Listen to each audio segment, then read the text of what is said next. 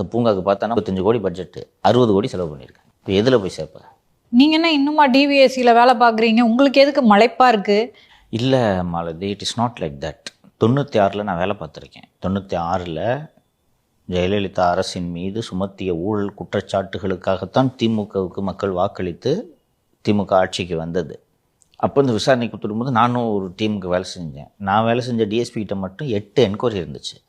அந்த 8 என்கொயரியை நீங்கள் வரிசைப்படுத்துனீங்கன்னா அப்போ பெரிய அமௌண்ட்டு. ஜெயலலிதா சொத்தே 66.5 கோடி இல்லை. ஸோ அப்போ 5 கோடி 10 கோடி அப்படின்றதெல்லாம் ப்ரையாரிட்டி கொடுத்து விசாரிச்சுட்டு இருப்பாங்க. 96 20 லட்சமே பெரிய தொகை.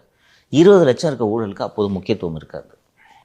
தூக்கி ஓரமாக வைப்பா, 20 லட்சம் தானேப்பா லாஸ் இதில் அப்படின்ட்டு இருக்கும். அப்போ அந்த 20 லட்சம் திருநவன் தப்பிச்சிருவான்.